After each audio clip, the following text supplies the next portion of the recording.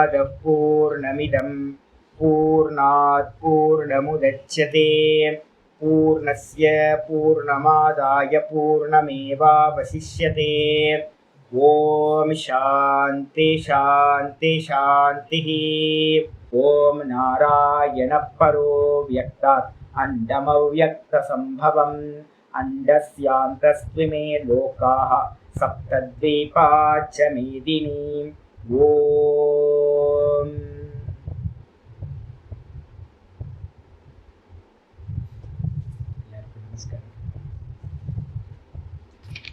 நம்ம பார்த்துக்கிட்டு இருக்கிறது பகவத்கீதையில 10வது சாப்டருக்கான சம்மரி பார்த்துட்டு இருக்கோம்.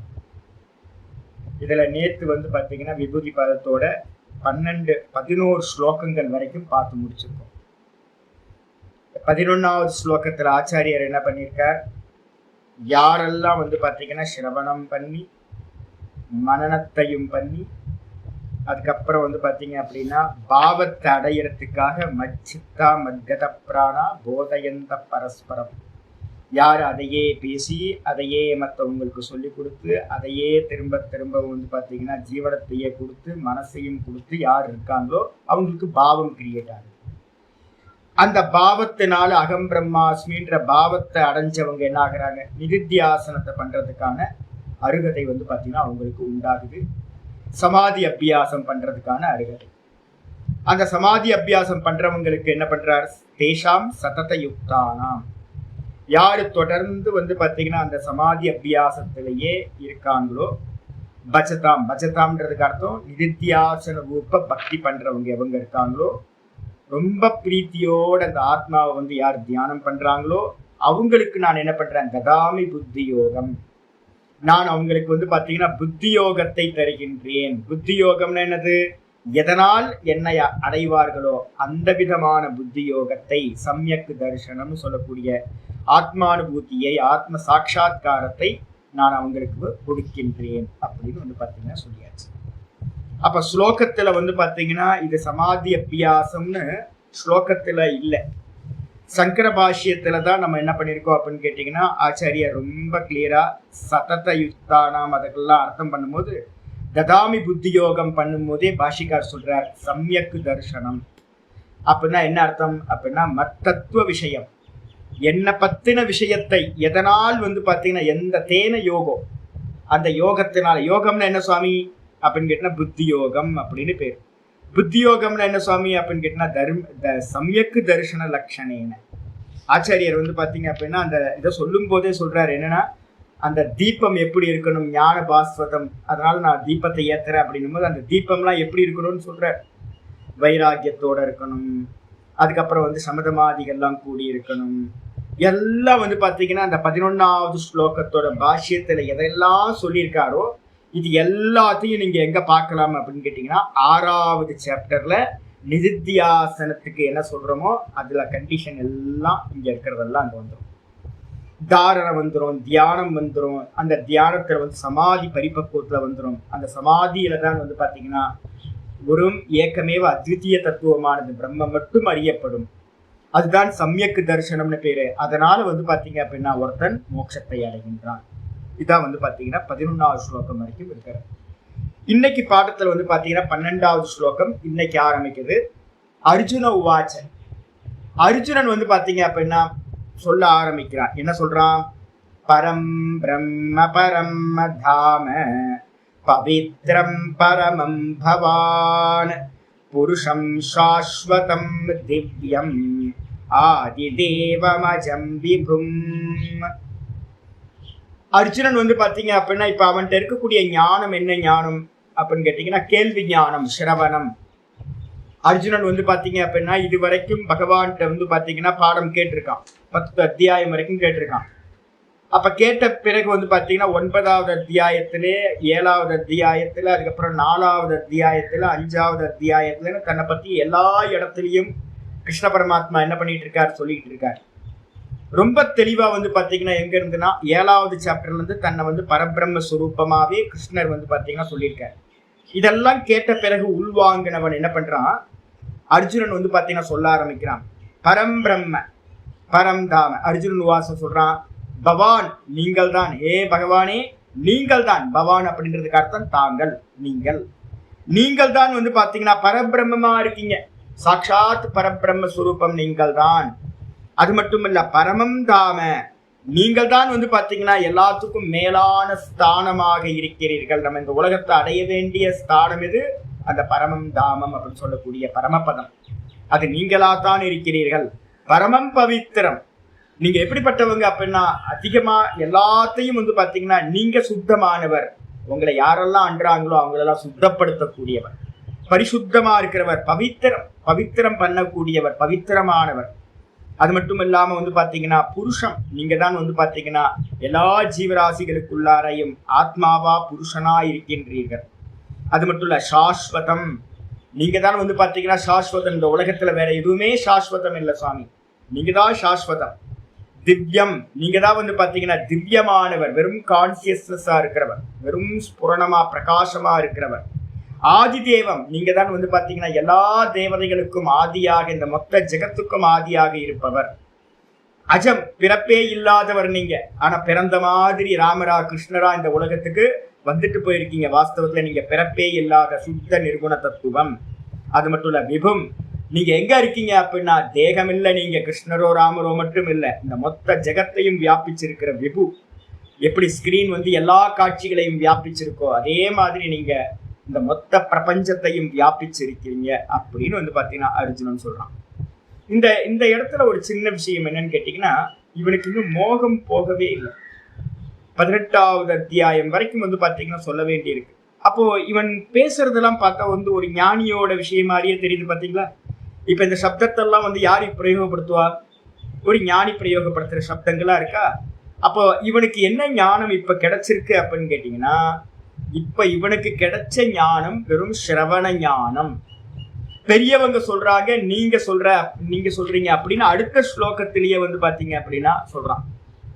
இப்ப நான் சொல்றேன்ல, இப்ப என்கிட்ட இருக்கிற ஞானம் என்னது அப்படின்னு கேட்டீங்கன்னா நல்ல பரோட்ச ஞானம் என்கிட்ட இருக்கு. இந்த தைரியம் வந்து நிறைய பேருக்கு இல்லை சொல்றது. என்கிட்ட வந்து பாத்தீங்கன்னா குருநாதர் கொடுத்த ஞானத்தை நான் நல்லா டைஜஸ்ட் பண்ணி நல்லா மனனமும் பண்ணி நிறைய வச்சிருக்கேன் நான். இப்ப உங்களுக்கு நான் சொல்லி கொடுக்குறேன். இப்ப உங்களுக்கு சிரவணம் ஆயிட்டு இருக்கு, என்கிட்ட வந்து பாத்தீங்கன்னா நல்ல மனன ஞானம் இருக்கு. அப்ப இதை ஓப்பனா சொல்றதுக்கு வந்து பாத்தீங்கன்னா இது வேணும்.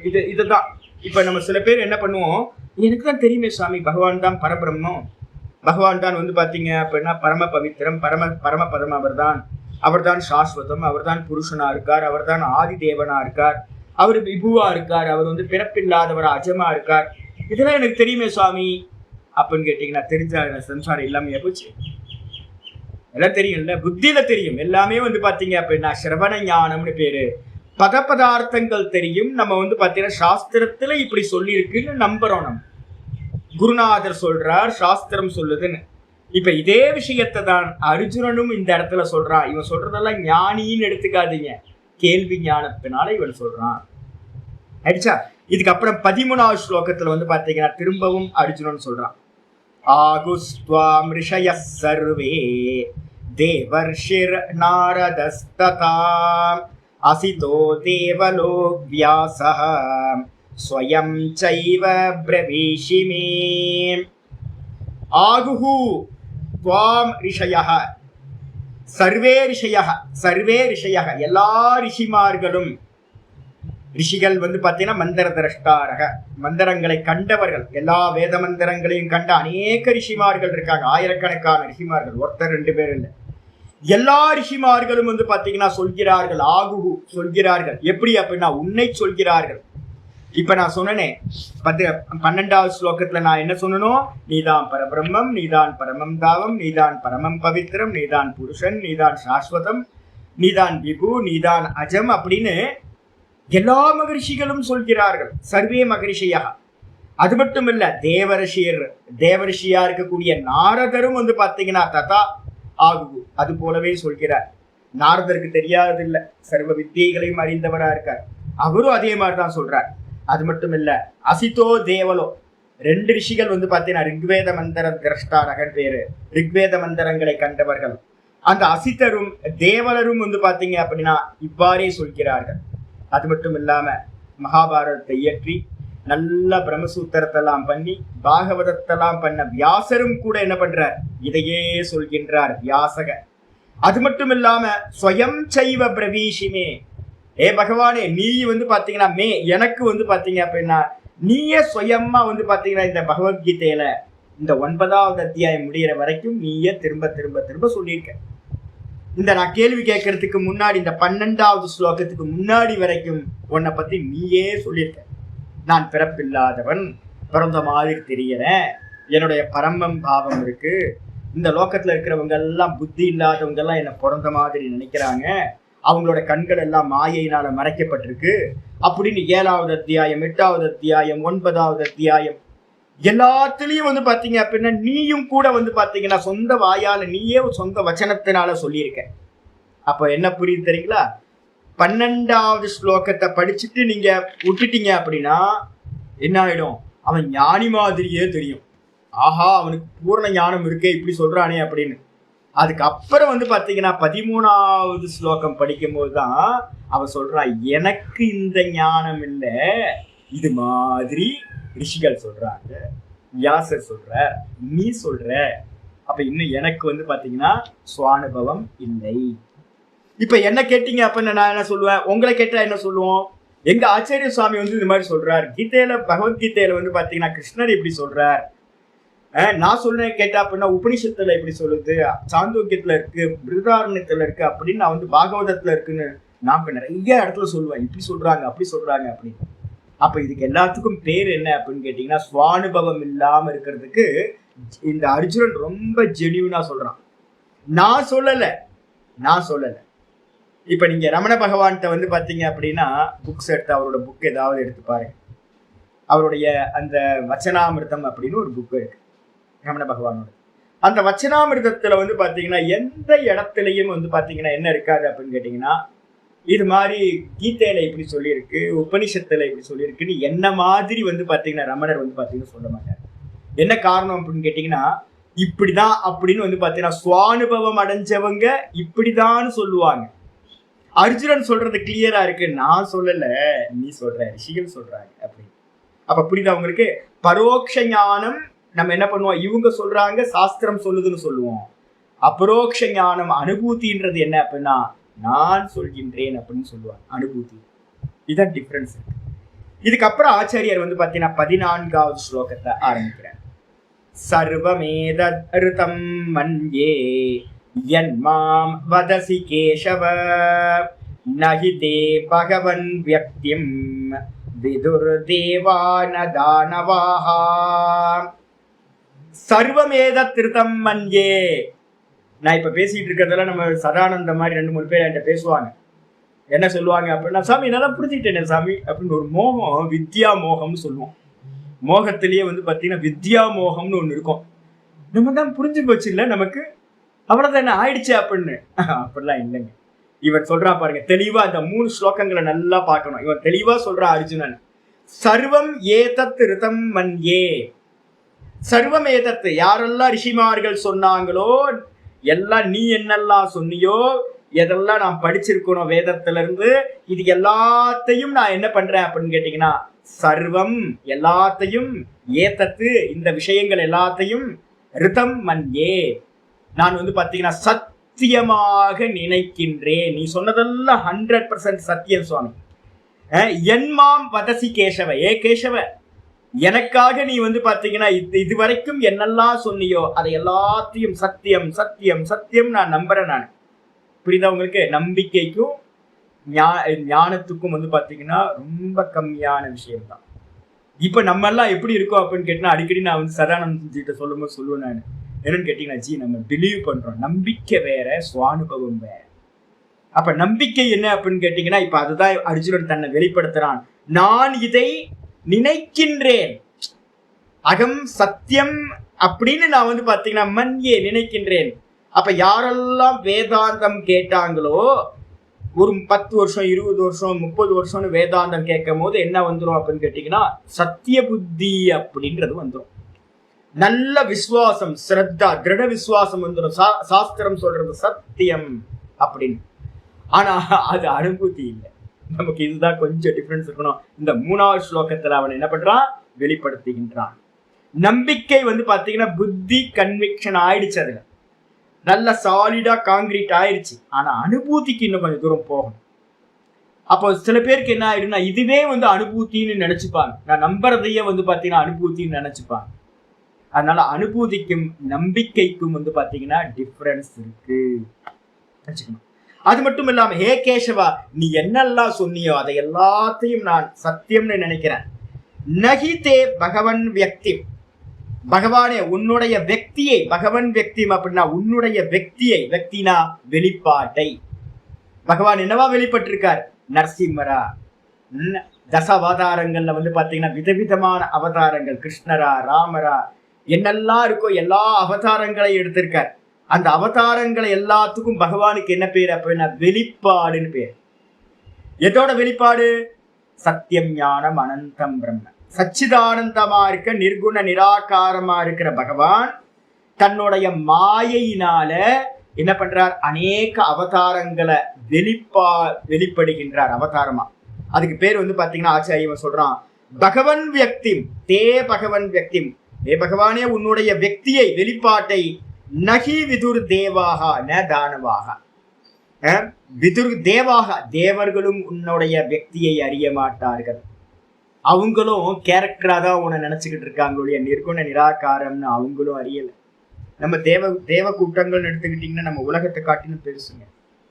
சொர்க்கம் லோகம் வந்து பாத்தீங்கன்னா விஷாலம், ரொம்ப விஷாலமான, நம்ம இந்த பூமியை காட்டிலும் ரொம்ப விஷாலமான லோகம்.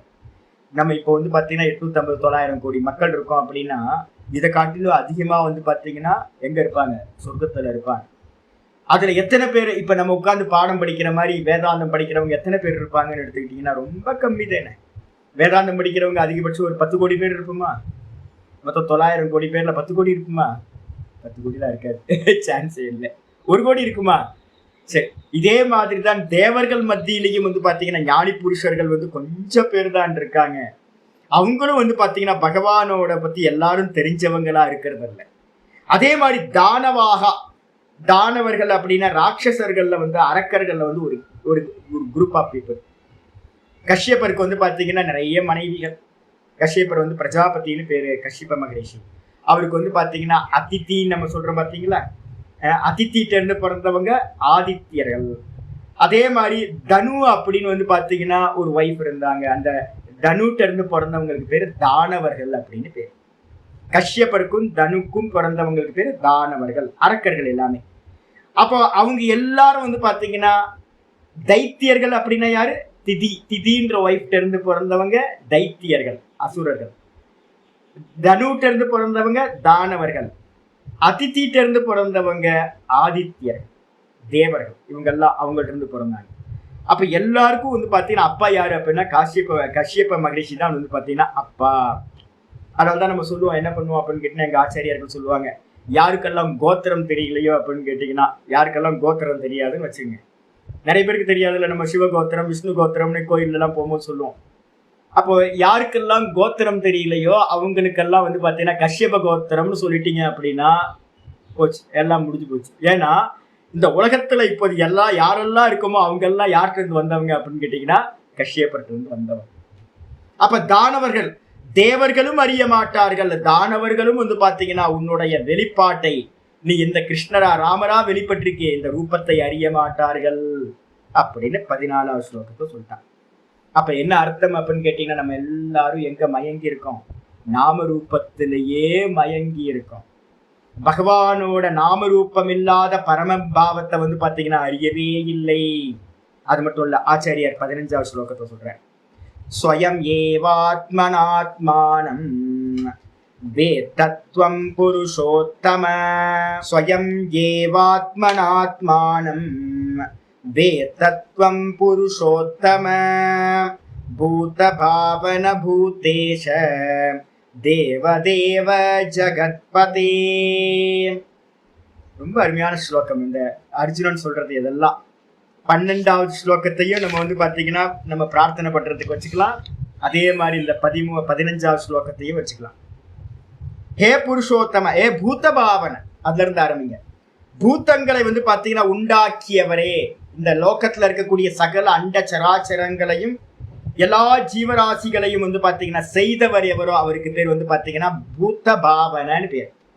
ஹே பூத்த பாவன, ஹே பகவானே பூத்தங்களை எல்லாத்தையும் செய்தவரே. பூத்தேஷ, பூத்தேஷன எல்லா உண்டான எல்லா பூத்தங்களுக்கும் ஈஸ்வரனே, தலைவனே. தேவதேவ, தேவர்களுக்கெல்லாம் தேவனாக இருப்பவனே. ஜெகத்பதே, இந்த மொத்த ஜெகத்துக்கும் வந்து பாத்தீங்கன்னா தலைவனாக இருப்பவனே, பதியாக இருப்பவனே. புருஷோத்தம, ஏ புருஷோத்தம, எல்லா புருஷர்கள் மத்தியில் உத்தம புருஷனாக இருப்பவனே, ஆத்மாவா பரமாத்மாவாக இருப்பவனே. துவம், நீங்கள் வந்து பாத்தீங்கன்னா ஸ்வயம் ஏவ, சுயமாகவே, ஸ்வயம் ஏவ ஆத்மனா ஆத்மானம் வேத, உங்களை நீங்கள் தான் வந்து பாத்தீங்கன்னா அறியத்தக்கவர். ரொம்ப முக்கியமான சப்தம் இது.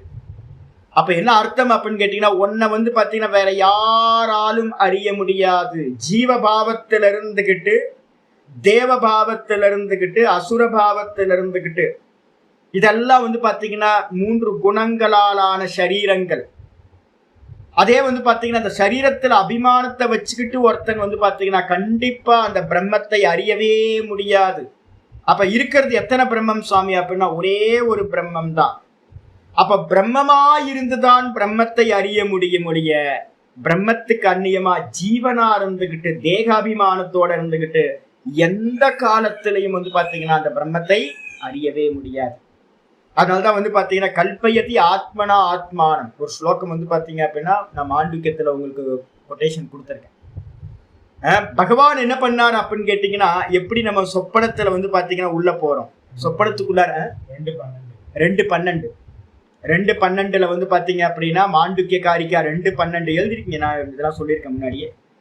ரொம்ப அற்புதமானது. எப்படி நம்ம சொப்பனத்துக்குள்ளார போறோம், போகும்போது எத்தனை பேர் போனோம், இன்னும் ஒரு 10 பேர் பட்டாளத்தை கூட்டிக்கிட்டா உள்ள போனோம். நம்ம தூங்க போனது ஒரே ஒரு ஆள் தான் தூங்க போனோம். அந்த தூங்க போன மாத்திரத்துல வந்து பாத்தீங்கன்னா என்ன பண்ணுச்சு, ஒரு சொப்பனம் சம்பவிக்குது. சொப்பனத்தை வந்து பாத்தீங்கன்னா யார் பாக்குறா அப்படின்னு கேட்டீங்கன்னா, சொப்பனத்துக்கு வெளியில இருக்கிற திரஷ்டா நான், சொப்பன திரஷ்டாவா இருந்து நான் பாக்குறேன். பரமஹம்சானந்தான்ற கேரக்டர் அந்த சொப்பனத்துக்குள்ளார போன மாத்திரத்துல இந்த கேரக்டர் போயிடுச்சு. பரமஹம்சானந்தா நான்றது வந்து பாத்தீங்கன்னா எனக்கு கொஞ்சம் கூட ஸ்புரணமே இல்லை. நான் திருவண்ணாமலையில இருக்கேன், நான் ஆச்சாரியாரா இருக்கேன், சன்னியாசியா இருக்கேன், இது எதுவுமே வந்து பாத்தீங்கன்னா அங்க தெரியவே இல்லை. தூக்கத்துக்குள்ளார போனோடனே இந்த டிஸ்கனெக்ட் ஆயிருது இந்த கேரக்டர். அப்ப யார் இருக்கா அப்படின்னு கேட்டீங்கன்னா நான் இருக்கேன், பார்க்கிற நான் இருக்கேன்.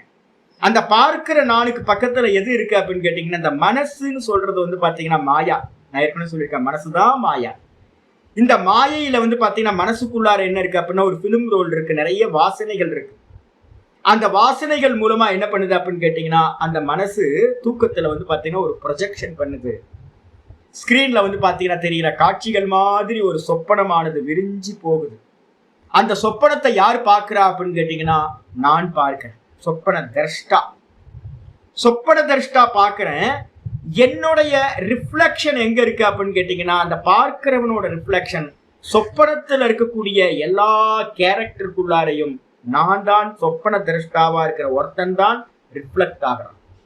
எப்படி ஒரே சந்திரன் எல்லா ஜலபாத்திரத்திலையும் பிரதிபிம்பத்தை ஏற்படுத்துறானோ அதே மாதிரி சொப்பனத்தை பார்க்கிற ஒரே ஒரு ஆள்.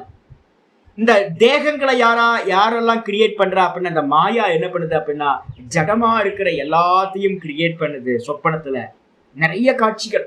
நேற்று வந்து பாத்தீங்கன்னா ஒரு பெரிய பாம்பு நான் பார்த்தேன், பெரிய பாம்பு பார்த்தேன், பெரிய முதலை பார்த்தேன் சொப்பனத்துல. அப்ப இதெல்லாம் யார் சுவாமி பண்ணுது அப்படின்னா அதெல்லாம் ஆக்ஷன்ல இருக்கு. அப்ப பாம்பு வந்து பாத்தீங்கன்னா நல்ல பெரிய பாம்பு, அணுகொண்டா மாதிரி பெரிய பாம்பு கோபுரா எழுந்து நிக்குது அப்படியே.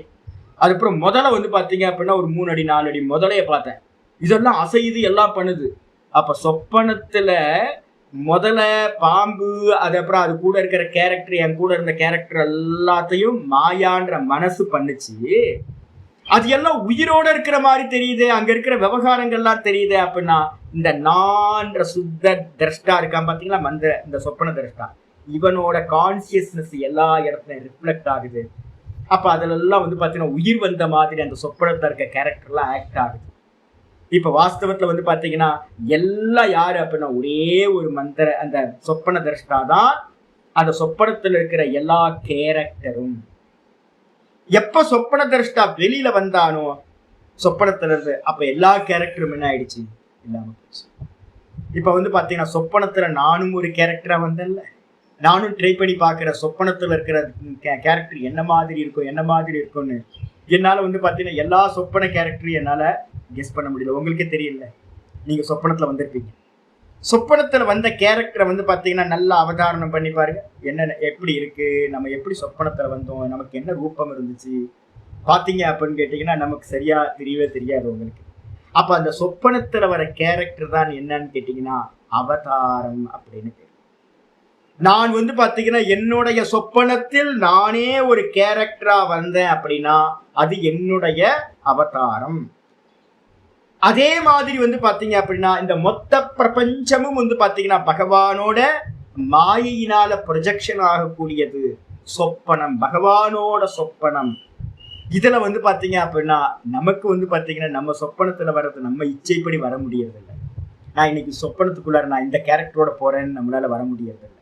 ஆனா பகவானுக்கு என்ன அப்படின்னா அவர் தன்னுடைய மாயையை வசப்படுத்திக்கிட்டு அவர் என்ன பண்றாருன்னா இந்த மொத்த ஜெகத்தும் சொப்பனம், அதுக்குள்ளார நினைச்ச போது ஒரு கேரக்டர் எடுத்துக்கிட்டு ராமனா கிருஷ்ணரா எப்படி வேணாலும் வந்து பாத்தீங்கன்னா அவர் வர அவதாரம் பண்றார். அப்போ இதுதான் இங்க வாஸ்தவத்தை. அப்ப எது சத்தியம் அப்படின்னா சொப்பனத்துல இருக்கிற திரஷ்டா சத்தியம். அவனுக்கு கேரக்டர் எந்த ஒரு நாம ரூபங்களும் இல்லை, வெறும் பார்ப்பவன் மட்டும்தான், வெறும் கான்சியஸ்னஸ். அதே மாதிரி என்னுடைய சொப்பனம் எப்படியோ இதே மாதிரி தான் வந்து பார்த்தீங்கன்னா இந்த மொத்த ஜெகத்தையும் சொப்பனமா பார்க்கக்கூடிய பெரிய கான்சியஸ்னஸ் எது, பகவான் பேரு. அப்ப ரெண்டும் வேற வேறையா சுவாமி அப்படின்னா ரெண்டும் வேற வேற இல்லைங்க, ரெண்டு ஒண்ணுதான். அப்ப இந்த விதமா வந்து பாத்தீங்கன்னா நம்ம கேரக்டர்லாம் வந்துமே சொப்பனத்துல அப்படின்னா கேரக்டர் நான் வரவே இல்லைங்க. சொப்பனத்துல யாரும் பிறக்கவே இல்லை, நானும் அவதாரம் பண்ணவே இல்லை, யாரும் பிறக்கவே இல்லை, காட்சிகள் எல்லாம் பொய். பேக்கப் ஆனதுக்கு பிறகு வந்து பாத்தீங்கன்னா நான் மட்டும் தான் இருக்க, வேற எதுவுமே என்கிட்ட வந்து பாத்தீங்கன்னா இல்லாம இருக்கு. அப்ப அதே மாதிரி தான் சொப்பன திரஷ்டா எப்படி சத்தியமோ அதே மாதிரி பகவான் மட்டும் தான் சத்தியம். இந்த லோகத்துல இருக்கிற எல்லா கேரக்டரும் போய், பகவான் கேரக்டர் கூட போய் தோற்ற மாத்திரம் தான், மாயையினால தோன்றுகிறது. அப்ப யார் அறியறா இதை எல்லாத்தையும் அப்படின்னா ஏக ஜீவவாதம்னு நம்ம வேதாந்தத்துல சொல்றோம். ஏக ஜீவவாதம்னா ஒரே ஒரு கான்சியஸ்னஸ், அந்த ஒரு கான்சியஸ்னஸோட ரிஃப்ளெக்ஷன் தான் இந்த உலகத்தில் இருக்க சகல ஜீவராசிகளும். எல்லா ஜீவராசிகளிலும் இருந்து கொண்டு ஒரே ஒரு பகவான் தான் எல்லாத்தையும் அறிகின்றார். இப்ப எனக்குள்ளார இருந்து அறியறவரும் உங்க ஒவ்வொருத்தருக்குள்ளார இருந்து அறியறவும் பகவான் தான் அறிபவன். அப்ப அறிபவன் எத்தனை பேர் அப்படின்னா அறிபவன் ஒரே ஒரு ஆள் தான். அறிவுன்றது வந்து பாத்தீங்கன்னா ஒரே அறிவு, சைத்தன்யம், ஒரே சைத்தன்யம். அப்ப அந்த சைத்தன்யம் தான் வந்து பாத்தீங்கன்னா பிரம்மம்னு பேரு. அப்ப யார் அறியறா அப்படின்னு கேட்டீங்கன்னா எல்லா தேகத்துல இருந்தும் எல்லாத்தையும் அறிபவர் வந்து பாத்தீங்கன்னா நீங்கள் மாத்திரம்தான். அதனாலதான் இங்க வந்து பாத்தீங்கன்னா இந்த உலகத்தை யார் அறிய முடியும், ஒரு குருநாதர். அவர் வந்து பாத்தீங்கன்னா உள்ள இருந்து குருநாதர் ரூபத்துல இருந்து யார் சொல்றா, பகவான் தான் சொல்றார். இப்ப என்னோட ரூபத்துல இருந்து அவர் தான் சொல்றார். அதே பகவான் தான் உங்க ஒவ்வொருத்தரோட ரூபத்துக்குள்ளாரையும் ஹிருதயத்திலையும் இருந்துக்கிட்டா எனக்கு தெரியும் இதெல்லாம் பொய், நான் தான் சத்தியம், வெறும் திரஷ்டாவாத இருக்கிற நான் தான் சத்தியம், இதெல்லாம் பொய் அப்படின்னு இப்ப நீங்க அறியறீங்கன்னு வச்சுங்களேன். அந்த கான்சியஸ்னஸ் வந்து பாத்தீங்கன்னா ஒரே கான்சியஸ்னஸ் தான். அப்ப எல்லா தேகத்திலிருந்தும் அறியக்கூடியவர் வந்து யார் அப்படின்னா பகவான் மட்டும்தான் அறிய முடியும். நீங்கள் தான் சுயமேவ, நீங்கள் தான் வந்து பாத்தீங்கன்னா தன்னையே தான் அறியக்கூடியவர், நீங்கள் மாத்திரம்தான் அப்படின்னு இந்த ஸ்லோகத்துல சொல்லி வச்சாச்சு. ரொம்ப முக்கியமானது. இதுக்கு மேல என்ன போட்டுக்கணும், ஏக ஜீவவாதம் அப்படின்னு போட்டுக்கணும். சில இடத்துல நான் சொல்லாம விட்டுருப்பேன், எல்லா இடத்துலயும் ஸ்புரணம் ஆகாது. நம்ம மெயின் கிளாஸ்ல சொல்லாம விட்டதெல்லாம் இங்க எங்க ஃபில் பண்ணிக்கிட்டே போறோம். இதுக்கப்புறம் 16வது ஸ்லோகம் ஆச்சாரியர் ஆரம்பிக்கிறார். வக்தும் அர்ஹஸ்ய சேஷேன திவ்யாஹ்யாத்ம விபூதயஹ யாபிர் விபூதிபிர் லோகான் இமான் ஸ்வம் வியாப்ய திஷ்டசி.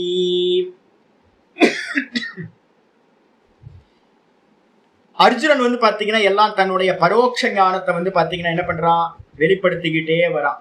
ஏன் பரோட்ச ஞானம் திரும்ப திரும்ப சொல்றேன் அப்படின்னா, அர்ஜுனன் வந்து பாத்தீங்கன்னா இந்த பகவத்கீதை முடிஞ்சதுக்கு பிறகு வந்து பாத்தீங்கன்னா அபிமன்யு எனக்கு திரும்ப கொடு அப்படின்னு புத்திர மோகத்தினால சொல்றான். தான் ஆடா விட்டாலும் தசையாடும் சொல்லுவோம் பாத்தீங்களா. ஏன் அப்படின்னு கேட்டீங்கன்னா அந்த ரிலேஷன்ஷிப், பிளட் ரிலேஷன்ஷிப் வந்து பார்த்தீங்கன்னா உறவுகள் மேல இருக்கிற மோகம் அவனுக்கு வந்து போகவே இல்லை.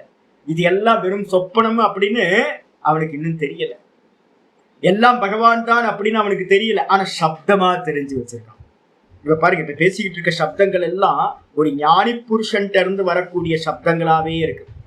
இப்ப திரும்ப சொல்றான், உன்னுடைய யாபிகி 2வது லைன்ல இருந்து எடுங்க. யாபிகி விபூதிபிகி, எந்தெந்த விபூதிகளால், எந்த விபூதிகளால், விபூதிகள்னாவே என்ன அர்த்தம் எடுத்திருக்க, மாயாமயம். திரஷ்டாட்ட வந்து பார்க்கிறவன்ட்ட வந்து பாத்தீங்கன்னா எந்த ஒரு விபூதியும் இல்லை. பார்க்கிறவனோட மாயையினால ப்ரொஜெக்ஷன் ஆகிறது தான் விபூதி. இந்த மொத்த லோகமும் மாயாமயம், இது எல்லாம் விபூதின்னு பேர். எந்த விபூதிகளால் இமம் லோகான், இந்த மொத்த லோகத்தையும் வியாபிய திஷ்டசி, திஷ்டசினா நீ வந்து பாத்தீங்கன்னா வியாபித்து நிற்கின்றாயோ. சொப்பனத்தை யார் வியாபிச்சு நிற்கிறா? சொப்பனம் எங்க நடக்குது? சொப்பனம் எங்க நடக்குது? என்னைக்காவது யோசிச்சு பார்த்தீங்களா? சொப்பனம் எங்க நடக்குது? வெளியில நடக்குது. மாண்டிக்க காரிக்கால வந்து பாத்தீங்கன்னா ஒரு இடம் சொல்லுது, இந்த ஹிதா நாம நாடின்னு இருக்கு. 2 நாடி சொல்லியிருக்காங்க, புரிதத்து நாடி, ஹிதா நாடின்னு 2 நாடிகள் இருக்கு. தூக்கத்துல வந்து டீப் ஸ்லீப் போகும்போது புரிதத்து அப்படின்னு சொல்லக்கூடிய நாடியில போய் தூங்கிடுவோம். இந்த மனசு வந்து பாத்தீங்கன்னா அங்க போய் லயமாயிடும். அதுக்கப்புறம் ஹிதான்ற நாடி வந்து பாத்தீங்க அப்படின்னா சொப்பனம் சம்பவிக்கிறது ஹிதா நாடின்னு பேர். அந்த நாடியோட அளவு என்ன அப்படின்னு கேட்டீங்கன்னா, ஒரு மயிரை வந்து பாத்தீங்கன்னா ஒரு முடிய இப்படி கிராஸ்ல நேரா வச்சு 1000 வெட்டினீங்கன்னா அதுல ஒரு பாகம். இப்படி குறுக்கால வெட்டக்கூடாது, முருங்காய் வெட்டுற மாதிரி நிக்க வச்சு வெட்டணும். அப்போ ஒரு முடிய வந்து பாத்தீங்கன்னா நிக்க வச்சு 1000 வெட்டினீங்கன்னா வெட்ட முடியுமா? நான் அப்பப்போ வந்து பாத்தீங்கன்னா என் தலைமுடி எடுத்து 2ஆ பிப்பேன். அது லாஸ்ட் வரைக்கும் பிக்கணும்னு ட்ரை பண்ணுவேன். கொஞ்சம் தூரம் பிக்கும் போது கட் ஆயிடும். அப்ப 1000 மாதிரி கட் பண்ணணும் அப்படின்னா எவ்வளோ தின்னா இருக்கும், உங்களுக்கு சூக்ஷ்மமா இருக்கும் நாடியோட இது. அந்த நாடிக்குள்ளார ஹிதாநாம நாடியில வந்து பாத்தீங்க அப்படின்னா சொப்பனமானது சம்பவிக்கும். அந்த சொப்பனத்துல வந்து பாத்தீங்கன்னா ஒருத்தன் யானையை பார்க்கறான். இன்னைக்கு நான் என்ன பார்த்தேன், முதலைய பார்த்தேன், ஒரு பாம்பை பார்த்தேன். யாரோ கேரக்டர்லாம் வந்துச்சு, ஆனா சரியா பதிவே எனக்கு ஆகலை. இன்னைக்கு பாம்பு முதலையும் மட்டும் பதிவாச்சு, கேரக்டர்லாம் தெரியல. ஒரே ஒரு காட்டுவாசி மாதிரி ஒருத்தன், நல்லா அவன் அது மாதிரி மனுஷனை நான் பார்த்ததே இல்லை. அது மாதிரி ஒரு மனுஷனை மட்டும் பார்த்தேன். அப்போ இந்த கேரக்டரா இருக்கட்டும், ஆனா ஸ்பேஸ் நான் பார்த்தேன். ஒரு நதிக்கரையா இருக்கிறது, நல்லா வந்து பார்த்தீங்கன்னா எங்கேயோ ஏகாந்தமான இடம், அது ஒரு காட்டுக்குள்ளார இருக்க இடம். அப்ப இந்த இடங்களா இருக்கட்டும் எல்லாத்தையும் நான் வந்து பார்த்தீங்கன்னா எங்க பார்த்தேன் அப்படின்னா, சாஸ்திரம் சொல்றது நாடிக்குள்ளார பார்த்தேன், வெளியில போய் பார்க்கல. ஏன் அப்படின்னு கேட்டீங்கன்னா, எங்கேயோ போயிட்டு நான் திரும்ப ரூமுக்கு வர முடியாது. வேக்கப் ஆகும்போது நான் என்னோட ரூம்ல இருக்கேன், என்னோட பெட்ல நான் படுத்திருக்கேன். அப்ப எங்கேயும் போய் நான் சொப்பனத்தை பார்க்கல. அப்ப சொப்பனம் எங்க நடந்திருக்கு அப்படின்னு கேட்டீங்கன்னா, எனக்குள்ளார அந்த நாடியில நடந்திருக்கு. அந்த நாடியில நடந்ததை எல்லாத்தையும் யார் அறிகிறா அப்படின்னு கேட்டீங்கன்னா, அந்த சொப்பன திரஷ்டான்னு சொல்லக்கூடிய நான், பார்ப்பவன். இந்த பார்ப்பவனுடைய பார்வைக்கு மேலதான் வந்து பாத்தீங்கன்னா இந்த காட்சிகள், சொப்பன காட்சிகள் எல்லாம் வீட்டிருக்கு. எப்படி ஸ்கிரீனுக்கு மேல காட்சிகள் இருக்கோ அதே மாதிரி சொப்பன திரஷ்டான்ற ஒரு கான்சியஸ்னஸ்க்கு மேலதான் சொப்பனம் சம்பவிக்குது. அப்ப சொப்பனத்தை ஃபுல்லா வியாபிச்சு யார் இருக்கா அப்படின்னா சொப்பன திரஷ்டா, சொப்பனத்தை வியாபிச்சிருக்கான். அதே மாதிரி இந்த மொத்த ஜெகத்தும் பகவானோட சொப்பனம். அப்ப பகவான் எங்க இருக்காருன்னு கேட்டான்னு சொல்லுவான், இது மொத்தத்தையும் வியாபிச்சு திரஷ்டாவா சைத்தன்யமா பகவான் இருக்கார். அதனால வந்து பாத்தீங்கன்னா இவன் சொல்றான் என்னன்னு கேட்டீங்கன்னா, எந்த விபூதிகளால் இந்த லோகம் முழுசையும் வந்து பாத்தீங்கன்னா நீ வியாபித்து நிற்கின்றாயோ, அப்படிப்பட்ட உன்னுடைய திவ்யாக ஆத்ம விபூத்தையாக, இது எல்லாம் வந்து பாத்தீங்க அப்படின்னா ஸ்கிரீனுக்கு மேல தெரியற காட்சிகள் மாதிரி. ஸ்கிரீன் சத்தியம், இந்த காட்சிகள் எல்லாம் மாயினால ப்ரொஜெக்டர்ல இருந்து ப்ரொஜெக்ஷன் ஆகிறது. அதே மாதிரி பகவான் இந்த ஸ்கிரீன் மாதிரி இதுக்கு எல்லாத்துக்கும் ஆதாரமா இருக்கார். இந்த காட்சிகள் எல்லாம் நாமரூப ஜெகத் எல்லாம் வந்து பாத்தீங்கன்னா பகவானோட விபூதி. எப்படிப்பட்ட விபூதி? தெய்வ சம்பந்தமான திவ்யமான விபூதி. வெறும் ப்ரொஜெக்ஷன் மட்டும்தான் தோன்றுகிறது. இப்படிப்பட்ட இந்த விபூதிகளை எல்லாத்தையும் வந்து பாத்தீங்க அப்படின்னா வக்தும் அருகசி அசேஷேன, அசேஷேனா அப்படின்னா மிச்சமில்லாமல் சொல்பவதற்கு வந்து பாத்தீங்க அருகதை உள்ளவர் நீங்கள் மட்டும்தான். யார் சொல்ல முடியும் அப்படின்னு கேட்டீங்கன்னா பகவான் மட்டும்தான் சொல்ல முடியும். தன்னுடைய விபூதி எப்படிலாம் இருக்கு அப்படின்னு. அதனால நீங்கள் மட்டும்தான் சொல்ல யோக்கியமானவர். இந்த உலகத்துல யாருக்கும் உன்னுடைய மாயையை பத்தி யாருக்கும் தெரியாது சுவாமி. உன்னுடைய மாயை நீ மட்டும்தான் அறிந்திருக்கின்றீர்கள், நீங்கள் தான் மிச்சமில்லாம சொல்ல முடியும் அப்படின்னு அர்ஜுனன் சொல்லிட்டார். சொன்னதுக்கு பிறகு அடுத்த ஸ்லோகத்துல சொல்றான், கதம் வித்யாமகம் யோகின் த்வாம் யோகின் த்வாம் சதா பரிசிந்தயன் கேஷு கேஷு ச பாவேஷு சிந்த்யோசி பகவன் மயா. 17வது ஸ்லோகம். ஹே யோகின், யோகின் அப்படின்ற சப்தம் வந்து பாத்தீங்கன்னா சம்போதனமா கூப்பிடுறான் பகவானை பார்த்து. ஹே யோகியே, யோகீஸ்வரனே, யோகிகளுக்கெல்லாம் ஈஸ்வரன் யோகேஸ்வரர். ஹே யோகின், அகம் நான், 2வது சப்தம் அகம். கதம் சதா பரிசிந்தயன், நான் வந்து பாத்தீங்கன்னா எந்த விதமா உன்னை வந்து பாத்தீங்கன்னா சிந்தனை செய்ய முடியும். பரிச்சிந்தைன்றதுக்கு அர்த்தம் தியானம்னு அர்த்தம். சிந்தனைக்கு பேர் இந்த இடத்துல உட்கார்ந்து உன்னை சிந்திக்கிறதுனா தியானம் பண்றது எப்படி. துவாம் வித்யாம் ச பகவன், உன்னை எப்படி வந்து பாத்தீங்கன்னா துவாம் வித்யாம், உன்னை வந்து பாத்தீங்கன்னா எந்த விதமா சிந்தனை செய்து உன்னை நான் அறிவேனோ. எதுக்காக சிந்தனை பண்ணணும் பகவானை உட்கார்ந்து அப்படின்னு கேட்டீங்கன்னா, ஸ்தூலம் சூக்ஷ்மம் காரணம்னு போகணும். நம்மளுடைய சிந்தனை வந்து பாத்தீங்கன்னா மெதுவா மெதுவா மெதுவா தாரதமியம் இருக்கு. ரொம்ப ஸ்தூலமா விக்கிரகத்துல பாக்குறோம்ல, இந்த விக்கிரகத்துல பார்த்ததுல இருந்து மெதுவா மெதுவா உள்ள போகணும். நம்ம விஷயங்கள்ல இருந்து இந்திரியங்களுக்கு போகணும், இந்திரியத்துல இருந்து மனசுக்கு போகணும், மனசுல இருந்து புத்திக்கு போகணும், புத்தியில இருந்து மகத்துக்கு போகணும், மகத்துல இருந்து அவ்வியக்தத்தை ஒரு ஜம்ப் பண்ணி சுரூபத்துக்கு போகணும். அப்ப வந்து பாத்தீங்க அப்படின்னா அது வந்து அந்த ப்ராசஸ் வந்து பாத்தீங்கன்னா அப்படியே மெதுவா உள்ள உள்ள உள்ள கொண்டு போகும். அப்ப எந்த விதத்துல வந்து பாத்தீங்கன்னா 2 நான் சொல்லியிருக்கேன் உங்களுக்கு. என்னன்னு கேட்டீங்கன்னா 1ல இருந்து 20வது ஸ்லோகம் வரைக்கும் என்னது உத்தம அதிகாரிக்கான விஷயம். நேத்தி நேத்தி நேத்தி நேத்தி பண்ணிட்டு போகணும். இல்ல அப்படின்னா அதுக்கு இன்னொரு பேரு லய பிரக்கிரியானு பேரு. ஒவ்வொன்றுத்தியா காரணத்துல காரியத்தை லயம் பண்ணிக்கிட்டே போனோம்னா ஆதி காரணத்துக்கு நம்ம போய் சேர்ந்துடலாம். அந்த ஆதி காரணத்தை அடையறதுக்கான பிரக்கிரியாவுக்கு பேரு லய பிரக்கிரியான்னு சொல்லுவோம், இல்லைன்னா நேத்தி நேத்தின்னு சொல்லுவோம். இதுல யாருக்கு வந்து பாத்தீங்கன்னா முடியலையோ, சாமர்த்தியம் இல்லையோ, நான் சொல்லியிருக்கேன் பிளான் ஏ நிர்குணம். பிளான் ஏ முடியல அப்படின்னா நல்ல சாதன சதுஷ்டியம் இருந்தாதான் இந்த பிளான் ஏ பண்ண முடியும். விரக்தனா இருக்கணும். அப்படி இல்லாதவங்களுக்கு வந்து பாத்தீங்கன்னா பிளான் பி என்ன அப்படின்னா சகுன ஈஸ்வர உபாசனை. இந்த சகுன ஈஸ்வர உபாசனை என்ன பண்ணும் சுவாமி அப்படின்னு கேட்டீங்கன்னா குவாலிட்டியை, நமக்கான தகுதியை உண்டு பண்ணும். நம்ம சித்தத்தை வந்து பாத்தீங்கன்னா நல்லா ஷார்பன் பண்ணி வந்து பாத்தீங்கன்னா, நான் சொன்னேன்ல திரி ஏத்தணும் அப்படின்னா, திரியை நம்ம என்ன பண்ணுவோம், திருவி விட்டுட்டு எண்ணெயில நனைஞ்சா எரியாது, மொத்தையா இருக்கும். இப்ப நம்ம புத்தியெல்லாம் எப்படி இருக்கு அப்படின்னா சூக்ஷ்மமா இல்லை. 2 தீக்குச்சியை வச்சு கொளுத்தினாலும் வந்து கொளுத்த மாட்டேங்குது, மொந்தையா இருக்கு. நமக்கு என்னதான் இருக்கு, நல்லா எண்ணெயிலேயே நனைஞ்ச திரிதான். அப்ப நம்ம எப்படி திருவி விடுறோமோ, இல்லைன்னா கொஞ்சோண்டு கற்பூரத்தை எடுத்து அதுக்கு மேல தடவி விட்டோம் அப்படின்னா எப்படி பத்திக்குமோ, அது மாதிரி இந்த உபாசனம் என்ன பண்ணுது அப்படின்னா நமக்கு வந்து ஏகாகிர சித்தத்தை கொடுத்து நிர்குண நிராகாரத்தை அடையறதுக்கான குவாலிஃபிகேஷனை கிரியேட் பண்றது, சாதன சதுஷ்டயத்தை ஃபுல்ஃபில் பண்ணுது. அதனால வந்து பாத்தீங்க அப்படின்னா இவன் அர்ஜுனன் கேட்கிறான், நான் எந்த விதமா சதா உன்னையே தியானம் செய்து பரிச்சிந்தையன், சதா பரிச்சிந்தையன், உன்னையே தியானம் பண்ணி சிந்தனை பண்ணி துவாம் வித்யாம் உன்னை அறிந்து கொள்வேனோ. அது மட்டும் இல்லாம வந்து பாத்தீங்கன்னா பகவன், ஏ பகவானே, எந்த எந்த பாவங்கள்ல கேஷு கேஷு பாவேஷு, எந்த எந்த பாவங்கள்ல வந்து பாத்தீங்கன்னா மயா சிந்தியகாசி, நீ வந்து பாத்தீங்கன்னா சிந்தனை பண்ண யோக்கியமானவனாக இருக்கின்றாய். நீதான் சொல்லணும் எனக்கு. நான் வந்து பாத்தீங்க அப்படின்னா அடிக்கடி வந்து பாத்தீங்கன்னா பகவான்கிட்ட கேட்கறது இதே கேள்விதான்.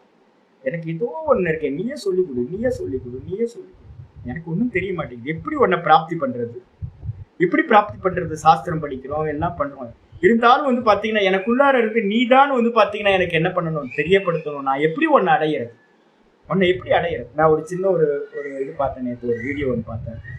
அதில் வந்து பார்த்தீங்கன்னா ஒரு யங்ஸ்டராக இருக்கிற ஒரு காலேஜ் ஸ்டூடெண்ட், அவன் என்ன பண்ணுறான், தன்னோட லவர்கிட்ட போயிட்டு வந்து பார்த்தீங்கன்னா ப்ரப்போஸ் பண்ணுறான்.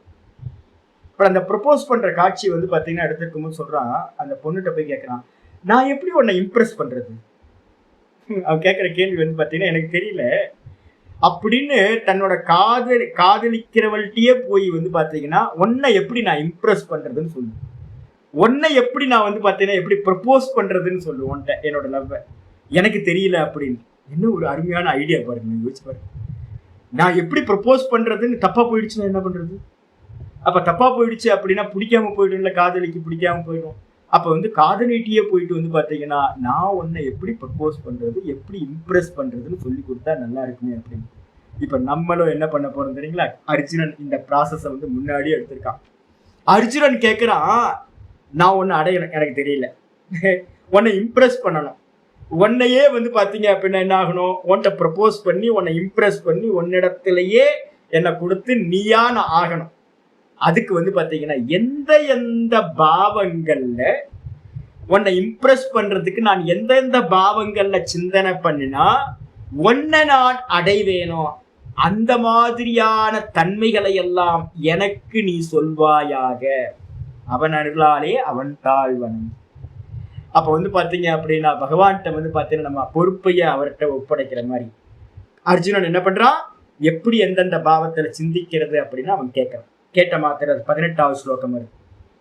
விஸ்தரேனாத்மனோ யோகம் விபூதிம் ச ஜனார்தன பூயः கதய த்ருப்திர்ஹி ஸ்ருண்வதோ நாஸ்தி மே மிருதம்.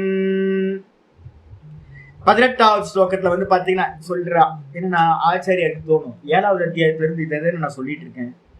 7th சாப்டர்ல இருந்து 9வது சாப்டர் வரைக்கும் நான் நிறைய சொல்லியாச்சு என்னோட விபூதியை, இவங்க திரும்பவும் கேட்கிறானே அப்படின்னு ஆச்சாரியாருக்கு கேள்வி வந்துச்சு. அப்படின்னா இதை புரிஞ்சுக்கிட்டு அர்ஜுனன் என்ன சொல்றான் அப்படின்னு கேட்டீங்கன்னா, ஹே ஜனார்தன, நான் ஏற்கனவே ஜனார்தனுக்கு வந்து பாத்தீங்கன்னா அர்த்தம் சொல்லியிருக்கேன். ஜன அபிமானம் அர்த்தயதி நாசயதி இது ஜனார்தனன். குருநாதருக்கு பேரு ஜனார்தனன் பேர்.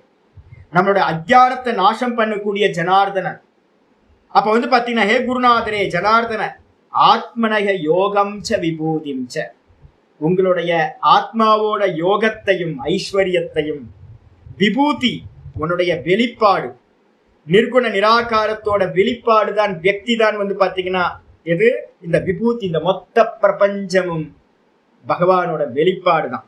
அதனால பூய விஸ்தரேன கதைய, எனக்கு என்ன பண்ண அப்படின்னா, ஏ பகவானே, உனக்கு வந்து 7வது சாப்டர்ல இருந்து இந்த 12வது ஸ்லோகம் முன்னாடி வரைக்கும் நீ எனக்கு எல்லாம் சொல்லியிருக்க, இருந்தாலும் எனக்கு என்ன அப்படின்னா புரிய மாட்டேங்குது. திரும்பவும் நீ என்ன பண்ண அப்படின்னா எனக்கு பூயக விஸ்தரேன கதைய, உன்னுடைய விபூதிகளை வந்து பாத்தீங்கன்னா விஸ்தாரமா எனக்கு மீண்டும் கூறுவாயாக. ஏன்பா திரும்ப திரும்ப சொல்லணும் அப்படின்னா, ஏனெனில் அமிர்தம் சுருண்வதக, உன்னுடைய வச்சனம் இருக்கே, கீதை படிச்சதுக்கு பிறகு என்ன ஒரு எனர்ஜி கிடைக்கும் தெரியுங்களா? நாங்க ஒவ்வொரு முறையும் படிக்கிற காலத்துல இருந்து நான் 2 வாட்டி பகவத்கீதை கேட்டிருக்கேன், 2, 3 வாட்டி பகவத்கீதை கேட்டிருக்கேன். அதுக்கப்புறம் வந்து பாத்தீங்கன்னா 1, 2, 3 முறை வந்து பாத்தீங்கன்னா இப்போ உங்களுக்கு எடுக்கிறது பகவத்கீதை 3வது முறை பகவத்கீதையை நான் படிச்சு கொடுக்குறேன். அப்ப 3 எத்தனை யோசிச்சு பாருங்க, 6வது முறை எனக்கு பகவத்கீதை ஆகுது. அதுக்கு முன்னாடி வந்து கவுண்ட்லெஸ்ஸா வந்து பாத்தீங்கன்னா புக்கை உருட்டியிருக்கேன் சின்ன வயசுல, இந்த சுவாமிகிட்ட போறதுக்கு முன்னாடி, ஆச்சாரிய சுவாமிகிட்ட போறதுக்கு முன்னாடி. அப்ப என்ன அர்த்தம் அப்படின்னு கேட்டீங்கன்னா, இன்னும் கூட வந்து பாத்தீங்கன்னா அதுல ஒரு எனர்ஜி இருக்கு பாருங்க.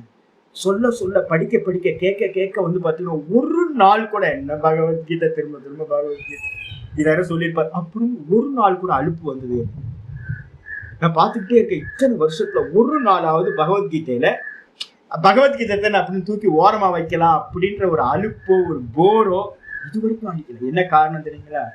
சாட்சாத் பகவானே அவரோட வாக்குல இருந்து வந்துருக்கு. யோசிச்சு அப்போ புக்கில் படிக்கக்கூடிய நமக்கே இது மாதிரி இருக்கு அப்படின்னா, அர்ஜுனனுக்கு வந்து பார்த்தீங்கன்னா சாட்சாத் கிருஷ்ணரே எதிர்க்க இருந்து இந்த பகவத்கீதையை சொல்லும் போது கேட்க கேட்க திருப்தி வருமா சுவாமி அப்படின்னா, எனக்கே இன்னும் வரலையே திருப்தி. இன்னும் நல்லா சொல்லணும் அப்படின்னு தான் வந்து பார்த்தீங்கன்னா விஸ்தாரப்படுத்திக்கிட்டே போக தோணுது ஒழிய சட்டுன்னு முடிச்சுட்டு போக வேண்டியது. என்ன பரமஹம்சானந்த சுவாமி வந்து பார்த்தீங்கன்னா இழுன்னு இழுக்கிறாரு ஜவு மிட்டாய் மாதிரி அப்படின்னா, ஏன் இழுக்கிற அப்படின்னு கேட்டீங்கன்னா ரசம். அப்ப இவன் வந்து அர்ஜுனன் தன்னை வெளிப்படுத்துறான் எப்படி அப்படின்னு கேட்டீங்கன்னா, இந்த அமிர்தம் சுருண்வதக, உன்னுடைய வச்சனம் எல்லாம் எனக்கு அமிர்த மாதிரி வந்து பாத்தீங்கன்னா காதுக்குள்ளார போகுது. சுன்வத்தகை இதை கேட்கக்கூடிய எனக்கு வந்து பாத்தீங்கன்னா மே திருப்திர் நகி பவதி, எனக்கு வந்து பாத்தீங்கன்னா திருப்தியானது வந்து பாத்தீங்கன்னா உண்டாகவே மாட்டேங்குது சுவாமி. நீ திரும்ப திரும்ப சொல்ல சொல்ல எனக்கு கேட்டுக்கிட்டே இருக்கணும்னு தோணுது. அதனால வந்து பாத்தீங்கன்னா திரும்பவும் சொல்லுங்களேன், உங்களோட விபூதியை வந்து விஸ்தாரமா சொல்லுங்களேன் அப்படின்னு அர்ஜுனன் சொல்றான். சொன்ன மாத்திரத்துல 19வது ஸ்லோகம் பகவான் ஆரம்பிக்கிறார். ஸ்ரீ பகவான் உவாச்ச அந்ததே கதயிஷ்யாமி திவ்யா ஹ்யாத்ம விபூதயः பிராதான்யதः குரு ஸ்ரேஷ்ட நாஸ்த்யந்தோ விஸ்தரஸ்ய மே. ஸ்ரீ பகவான் உவாச்ச, பகவான் வந்து பாத்தீங்கன்னா சொல்ல ஆரம்பிக்கிறார். ஹே குரு ஸ்ரேஷ்ட, நல்லா பாருங்க, குரு ஸ்ரேஷ்ட பாவனையை செய்யணும். நான் புரிஞ்சுக்கிட்டேன் அப்படின்லாம் இருக்கக்கூடாது, பாவிக்கணும். பக்தியை வந்து பாத்தீங்கன்னா என்ன பண்ணணும், யாருக்கும் பக்திலாம் வந்து பாத்தீங்கன்னா அப்படி சுவாமி எனக்கு பக்தி வரல, முதல்ல நடிக்க ஆரம்பிக்கணும். கோயில் கோயிலா போகணும், சும்மா பக்தியே இல்லைனாலும் கையெடுத்து கும்பிட்டு பழகணும், விழுந்து விழுந்து நமஸ்காரம் பண்ணணும். பக்தி இருக்கோ இல்லையோ, நம்ம வந்து பெரியவங்க எல்லாம் என்ன பண்ணிட்டே இருக்காங்களோ அதெல்லாம் பண்ணணும். விபூதி பூசணும், ஜபிக்கணும், எல்லாம் பண்ணணும். எனக்கு பக்தியே இல்லையே. பக்தி வந்து பாத்தீங்கன்னா கல்டிவேட் பண்றது. எப்படி ஒரு லேண்டை வந்து பாத்தீங்கன்னா கல்டிவேட் பண்றோமோ அதே மாதிரி. அதுக்காக தான் இங்க குரு சிரேஷ்ட அப்படின்றாரு. என்னன்னா குரு வம்சத்துல வந்து பாத்தீங்கன்னா சிறந்தவனே.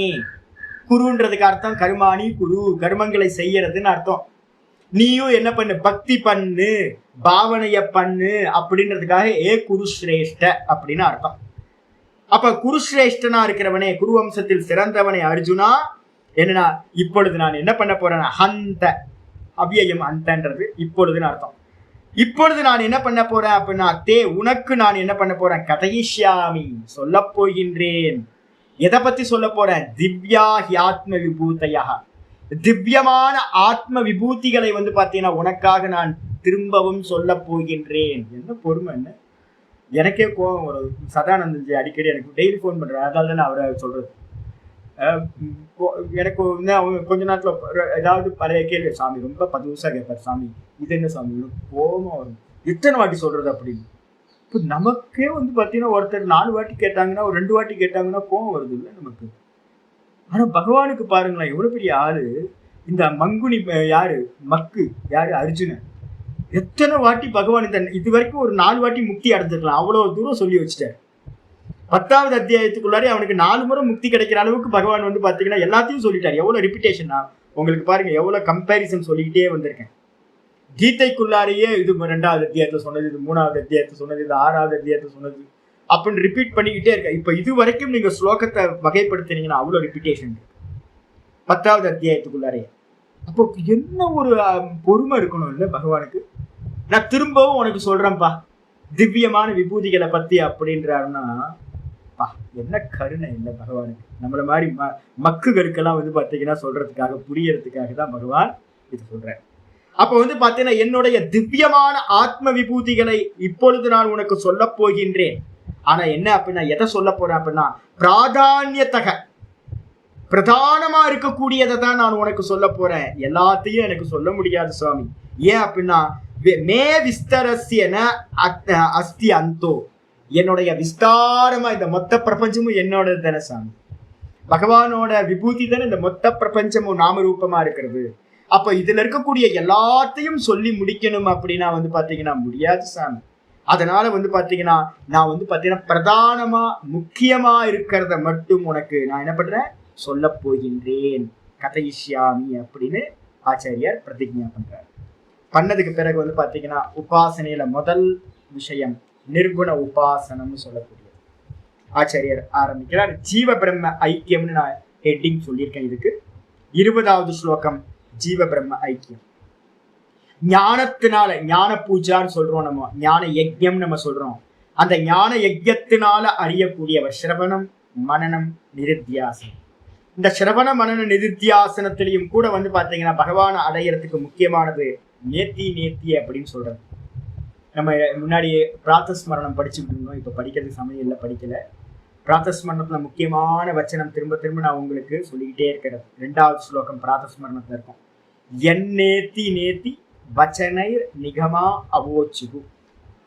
இது இல்லை இது இல்லை இது இல்லை அப்படின்னு மட்டும்தான் வந்து பாத்தீங்கன்னா வேதங்கள் எல்லாம் சொல்கின்றன. அப்ப அந்த பகவான நிர்குணமா இருக்கக்கூடிய நிராகாரமா இருக்கக்கூடிய பிரம்மத்தை அறியறதுக்கு ஒரே ஒரு உபாயம் என்ன அப்படின்னு கேட்டீங்கன்னா நேர்த்தி மட்டும்தான். இந்த சிரவணம் பண்றதெல்லாம் எதுக்கு அப்படின்னு கேட்டீங்கன்னா, சிரவணம் பண்றது எல்லாம் வந்து பாத்தீங்கன்னா இது பொய் இது பொய் இது பொய் இது பொய்ன்னு நம்ம நேர்த்தி பண்றதுக்காக தான் நம்ம என்ன பண்றோம், நிறைய இன்புட் எடுத்துக்கிட்டு இருக்கோம். சிரவணம் எல்லாமே எதுக்கு அப்படின்னா மனனத்துக்காக, நேர்த்தி பண்றதுக்கு. நேர்த்தி பண்ணினா மட்டும்தான் அந்த பிரம்மத்தை, அந்த சுத்த நிர்குண நிராகாரத்தை அடைய முடியும். 20வது ஸ்லோகத்துல வந்து பாத்தீங்கன்னா ஆச்சாரியர் ஆரம்பிக்கிறார். அகமாத்மா குடாகேஷ சர்வபூதாஷயஸ்திதஹ அகமாதிஷ்ச மத்யம் ச பூதானாம் அந்த ஏவ ச. ரொம்ப அற்புதமான ஸ்லோகம். குடாகேஷ, நித்திரையை வென்றவனே. நித்திரையை வென்றவனே அப்படின்னா என்ன அர்த்தம்? சமாதி அபியாசத்துக்கு போகும்போது பெரிய பிளாக் ஹோல் இது அப்படின்னா சமாதியில போகும்போது லயம் ஆயிடும். ஒரு பெரிய அவ்யாக்கிருத்தம் சொல்லக்கூடிய மாயா வந்து பாத்தீங்கன்னா புத்தியை தாண்டும் போது எப்படி நம்ம சொப்பனத்துல இருந்து தூங்கி போறோமோ அடுத்த லெவலுக்கு, அதே மாதிரி வந்து சமாதி அபியாசம் பண்ணும் போது வந்து பாத்தீங்கன்னா தூங்கி போயிடும். தியானத்துல இருந்து சமாதிக்கு போகும்போது தூங்கி போயிடும். அப்ப அந்த இடத்தை தாண்டறதுக்கு வந்து பாத்தீங்கன்னா தூக்கத்தை வந்து பாத்தீங்கன்னா ஜெயிச்சவனா இருக்கும். தூக்கத்தை ஜெயிக்கணும் அப்படின்னா பிராண அபிமானியா இருந்தா மட்டும்தான் தூக்கத்தை ஜெயிக்க முடியும். பிராண உபாசனைன்னு சொல்லிட்டு இருக்கேன்ல, ஹிரண்ய கர்ப்ப உபாசனை, பிராண உபாசனை, ஓங்கார உபாசனைன்னு சொல்றோம்ல. ஹிரண்ய கர்ப்பர் எப்படி சமஷ்டி பிராணனா இருக்கார். அப்ப பிராண வீக்ஷணம் யாரு வந்து பாத்தீங்கன்னா பிராணனை உபாசிக்கிறாங்களோ, உபனிஷத்துல இருக்கிற அதிக உபாசனைகள் பிராண உபாசனை. காயத்ரி உபாசனையில இருந்து எல்லா உபாசனைகளும் பெரும்பாலும் வந்து பாத்தீங்கன்னா பிராண உபாசனையா தான் இருக்கு. அப்ப அந்த பிராண உபாசனை பண்றவனுக்கு என்ன ஆகும் சுவாமி அப்படின்னா தூக்கத்துல தூக்கம் வராது. தூக்கத்தை ஆப்ஜெக்ட் பண்ற சாமர்த்தியம் உண்டா. நான் பிராணன் அப்படின்னு அகங்கிரக உபாசனை பிராணனை பண்ணணும். அப்ப குடாகேஷன்றது வந்து பாத்தீங்கன்னா என்ன அர்த்தம்? நித்திரையை வென்றவனே, தூங்கி போகாதவனே, லயத்தை அடையாதவனே. என்ன அப்படின்னு கேட்டீங்கன்னா அகமாத்மா, நான் தான் வந்து பாத்தீங்கன்னா எல்லா ஜீவராசிகளுக்கும் ஆத்மாவாக நான் இருக்கின்றேன். எங்க இருக்கீங்க சுவாமி, எங்க தேடுறது சுவாமி, உங்களை கோயில் கோயிலா தேடி தேடி அலையிறேன் சுவாமி அப்படின்னா இல்ல சர்வபூத ஆசயஸ்திதா, சர்வபூதாசயஸ்திதா, எல்லாத்தோட ஹிருதயத்திலையும் ஹிருதய குகையிலையும் நான் வந்து பாத்தீங்க அப்படின்னா ஆத்மாவாக நான் ஸ்புரணமா சைத்தன்யமா நான் தான் இருக்கின்றேன். இதுக்கு என்னது பேரு அப்படின்னா இந்த வாக்கியத்துக்கு பேரு மகா வாக்கியம்னு பேரு. ஜீவ பிரம்ம ஐக்கியம். நான் தான் ஆத்மாவா இருக்கேன்னு அர்த்தம். நீ இல்லப்பா, நான் தான் நீயா இருக்க. நான் தான் நீன்னு சொல்லிட்டு இருக்கியே, அந்த நான் சொல்லிட்டு இருக்கிறதே நான் தான் அப்படின்னு ஜீவனையும் பிரம்மத்தையும் வந்து பாத்தீங்கன்னா ஐக்கியம் பண்ணக்கூடிய மகா வாக்கியம் இந்த அகமாத்மா குடாகேஷகன்றது. அப்ப வந்து பாத்தீங்கன்னா பகவானை வந்து பாத்தீங்கன்னா எப்படி அடையணும் சுவாமி அப்படின்னா ஸ்புரணத்தை அடையணும். இந்த விஷயங்கள், இந்த லோக்கம் எதுவுமே வந்து பாத்தீங்கன்னா இல்லை, இதெல்லாம் இல்லூஷன். இதுக்கப்புறம் இந்த தேகம் இல்லை, இந்த இந்திரியங்கள் இல்லை, இந்த மனசு இல்லை, இந்த புத்தி இல்லை. புத்தியை தாண்டும் போது ஒரு பெரிய பிளாக் ஹோல். அந்த பிளாக் ஹோலும் நான் இல்லை. அந்த அவ்யக்தம் அவ்யாக்கிருத்தம்ன்ற மாயா தத்துவமும் நான் இல்லை. அப்ப நான் யார் அப்படின்னா இதையும் தாண்டி அக்ஷராத்து பரத்தப்பரக அந்த மாயா தத்துவத்தையும் கடந்து நானா இருக்கேன். அப்ப இத்தனையும் நம்ம என்ன பண்ணோம், இது இல்லை இது இல்லை இது இல்லை இது இல்லைன்னு போய் கடைசியில இருக்கிறதா பகவானை வந்து பாத்தீங்கன்னா அடையணும். ஆத்மாவா பகவான் இருக்கார். இதான் மகா வாக்கியம். தத்துவமசி தத்துவமசி தத்துவமசி அப்படின்னு வந்து பாத்தீங்கன்னா தத்துவம் அசி, நீயாகவே அதுவாகவே நீயாகவே அதுவாக நீ இருக்கின்றாய், அதுவாக நீ இருக்கிறாய். இப்ப இந்த வாக்கியம் வந்து பாத்தீங்கன்னா ஒருத்தருக்கு தெரிஞ்சு போச்சு அப்படின்னா அகமாத்மா குடாகேஷக, நான் தான் ஆத்மாவா உள்ள இருக்கேன் அப்படின்னும் போது அப்ப என்ன பண்றோம், அந்த ஆத்மா அந்த பிரம்மமா தான் நான் இருக்கின்றேன், அந்த ஈஸ்வரனா தான் நான் இருக்கின்றேன் அப்படின்னு நீங்களோ நானும் என்ன பண்ணணும், பாவிக்கணும். எப்ப பாவிக்க முடியும் அப்படின்னு கேட்டீங்கன்னா நான் சொல்லல, சிரவணம் பண்ணி மனனம் பண்ணதுக்கு பிறகு பாவம் வரும்.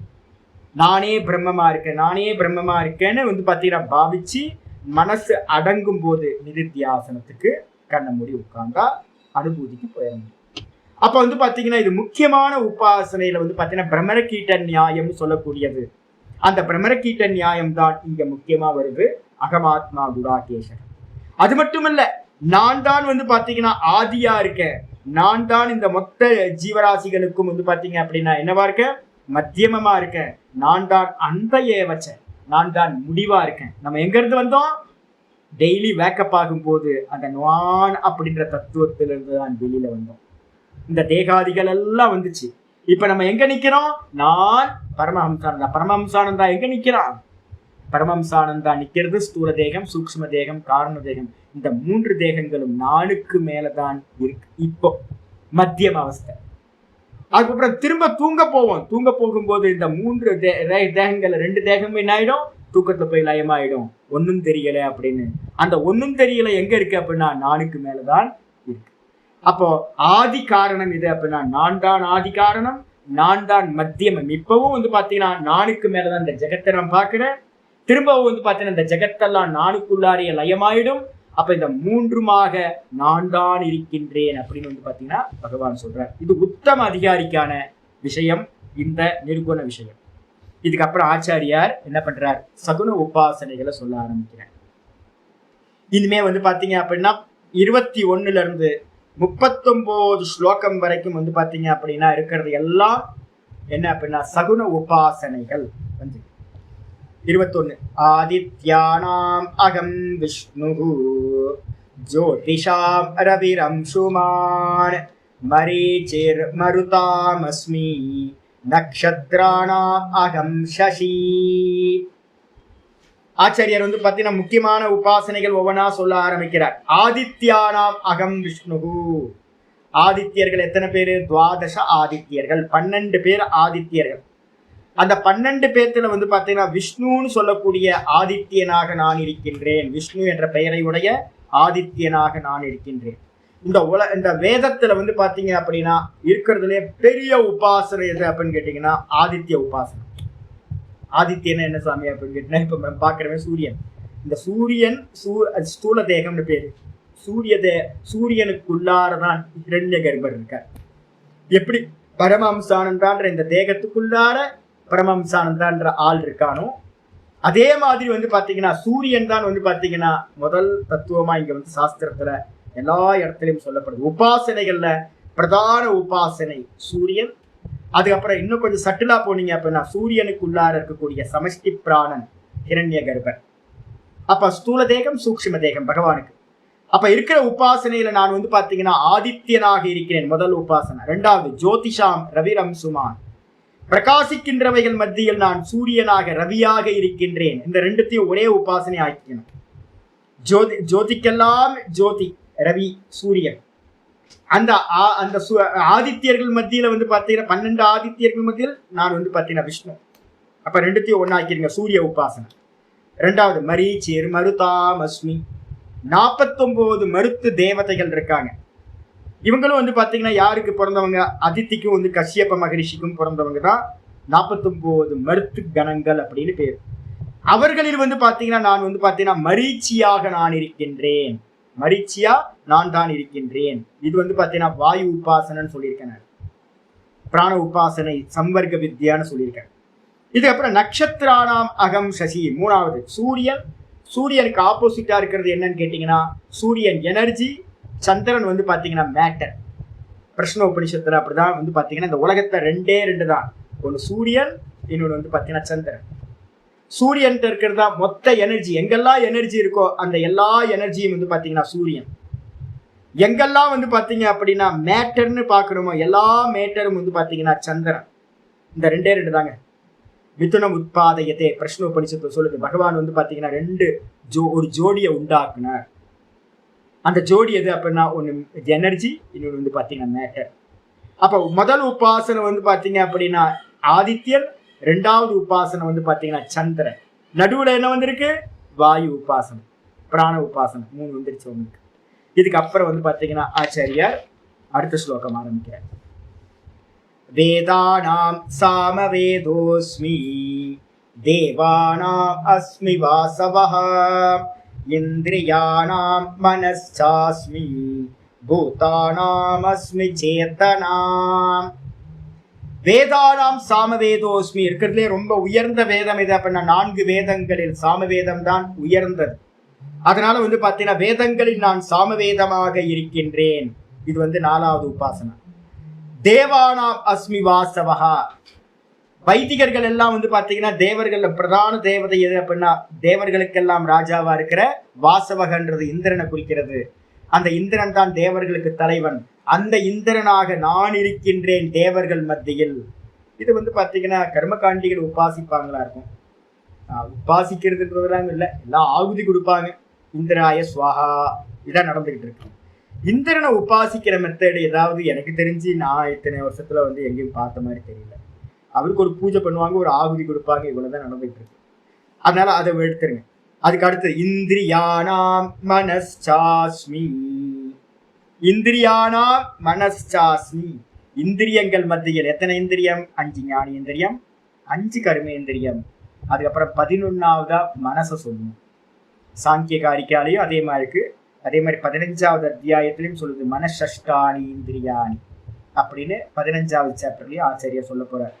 நான் வந்து பாத்தீங்கன்னா மனசஷ்டானி ஞானேந்திரியத்துல ஒன்னா சேர்த்துக்கிறார் 6வது இந்திரியமா. அப்ப 5 கர்மேந்திரியம், 5 ஞானேந்திரியம், ஒரு மனசு, மொத்தம் 11 இந்திரியங்கள்னு பேர், ஏகாதச இந்திரியங்கள். அதுல வந்து பாத்தீங்கன்னா மனதாக நான் இருக்கின்றேன் அப்படி. மனோ பிரம்மேதி உபாசித்த.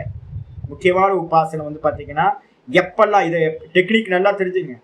எப்பெல்லாம் வந்து பாத்தீங்கன்னா உங்களுக்கு ஜபம் பண்ணும்போது வந்து மனசு சதறி போகுதோ அப்ப நீங்க என்ன பண்ணுங்க, எல்லா தாட்டும் பிரம்மம் தான் அப்படின்னு உபாசிக்க ஆரம்பிச்சீங்கன்னா அந்த எல்லா தாட்டும் போயிடும். அந்த தாட்டையே நீங்க பார்க்க ஆரம்பிப்பீங்க. எப்பெல்லாம் நீங்க தாட்டை பார்க்க ஆரம்பிக்கிறீங்களோ அப்ப தாட்டு என்ன ஆகும்? அப்படியே சங்கோச்சத்தை அடையும். சாங்கியத்தை நம்ம சொல்லியிருக்கோம்ல, மாயா என்ன பண்ணும்? பார்த்தா கூச்சப்படும். வயசு பொண்ணு அந்த ஒரு ஏஜ் அட்டன் பண்ணோன்னு ஒரு 13-14 வயசுல இருக்கிற பொண்ணுங்களுக்கு பாத்தீங்க அப்படின்னா ஒரு ஷைனஸ் இருக்கும். பாத்தீங்களா, நேற்று கூட நம்ம பார்த்தோம்ல, ஒரு சின்ன குட்டி பொண்ணு வந்துச்சு. பார்த்தா என்ன எனர்ஜி தெரியுங்களா? நான் சொன்னேன், என்ன பாப்பா நல்லா சௌக்கியமா இருக்கு பாப்பா அப்படின்னா அப்படியே கூச்சமா இருந்துச்சு. நான் பார்த்தேன், உடனே சாங்கிய பிலாசபி தான் எனக்கு ஞாபகம் இருந்துச்சு. என்ன அப்படின்னா சுகுமார தரம். நம்ம கொஞ்சம் பாக்குறோம் அப்படின்னா என்ன ஆகும்? உடனே இந்த குட்டி பொண்ணுங்களுக்கு வந்து பாத்தீங்கன்னா ஒரு சங்கோச்சம் வந்துடும்ல. இதே மாதிரி மனசை நீங்க எப்ப பாக்குறீங்களோ அப்ப மனசு என்ன பண்ணும்? சங்கோச்சத்தை அடைஞ்சு. சங்கோச்சனா கூச்சத்தை அடைஞ்சு நம்ம கண்ணுல இருந்து மறைஞ்சு போயிடும். அப்ப எப்பெல்லாம் உங்களுக்கு மனசு ப்ராப்ளமா இருக்கோ, நிறைய சிந்தனை வருது சாமி அப்படின்னா மனதையே பிரம்மம் என்று உபாசனை செய். எந்தெந்த தாட்டெல்லாம் வருதோ அதெல்லாம் பிரம்மம்னு உபாசனை பண்ணு. பெரிய உபாசனை. நீங்க எப்ப மனசோட தாட்டை பார்க்க ஆரம்பிச்சீங்களோ டக்குன்னு மனசு சுருங்கி. அதுக்கப்புறம் ஜபத்தை பண்றது ஈஸியா உங்களுக்கு. சரி, இது ஒரு பெரிய டெக்னிக். மனோ பிரம்மேதி உபாசித்த. இது வந்து பாத்தீங்கன்னா 5வது உபாசனை. பூதா நாமஸ்மி சேத்தனா. எல்லா ஜீவராசிகள்லயும் நான் எப்படி இருக்கேன் அப்படின்னா உணர்வாக இருக்கின்றேன். 2 உணர்வு இருக்கு. ஒன்னு சைத்தன்யம்னு பேரு. ஒன்னு சைத்தன்யம்னா என்ன அர்த்தம்? பேசிக்கா இருக்க சச்சிதானந்தம், வெறும் உணர்வு.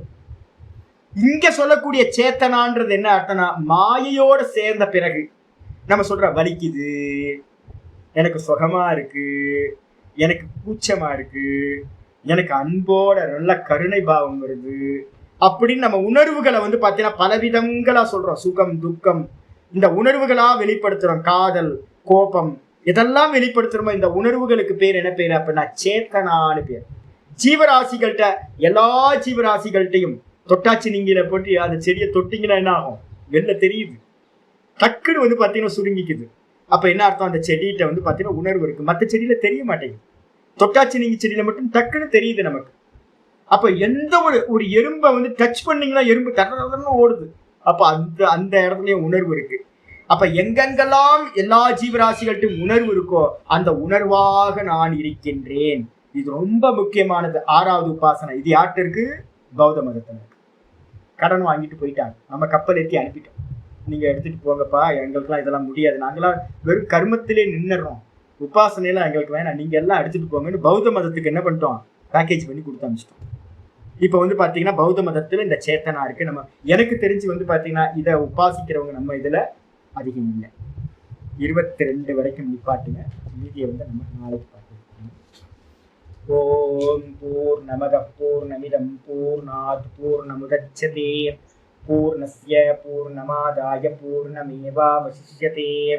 ஓம் சாந்தி சாந்தி சாந்தி. ஹரி ஓம் ஸ்ரீ குருப்யோ நமः. ஹரி ஓம். ஓம் ஸ்ரீ கிருஷ்ணாய பரமாத்மனே நமः. ஸ்ரீ கிருஷ்ண கிருஷ்ண கிருஷ்ண காயேன வாச்சா மனசேந்திரியைர்வா புத்யாத்மனா வா பிரகிருதேர் ஸ்வபாவாத் கரோமி யத்யத் சகலம் பரஸ்மை நாராயணாயேதி சமர்ப்பயாமி. ஓம் தத்சத். இது பரபிரம்மார்ப்பணமஸ்து. நாராயண நாராயண. நமஸ்காரம்.